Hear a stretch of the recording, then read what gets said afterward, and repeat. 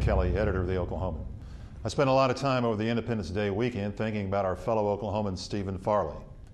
What would motivate a 57-year-old man to go back into a war zone in the Middle East?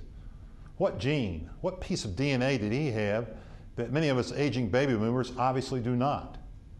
Of all the brave men from Oklahoma who died in the war on terror since 9/11, Farley's story in some ways is the most intriguing to me because he didn't fit the mold. Most of the slain warriors from our state were in uniform, on active duty. Most were in their early to mid-20s.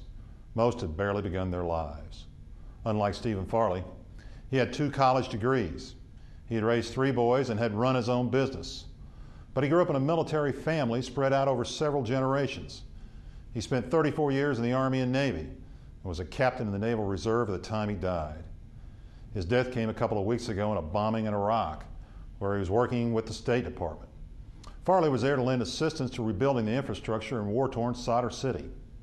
Stay here on News OK TV for a moving piece of video journalism done by my colleague Tanner Harriet at the burial for Farley last week at the National Cemetery at Fort Sill. Why was Farley in Iraq? War, even as a civilian, is for the young and strong. But Farley obviously was motivated by a greater purpose. I think I found it, at least in part, from comments by one of his boys, Brett. The younger Farley told another of my colleagues, Augie Frost, that his dad had a passion for giving the Iraqi people a second revolution, the same sort of revolution that sparked American ideals. That passion cost him his life. He was buried 2 days before our Independence Day, the day we commemorate our revolution.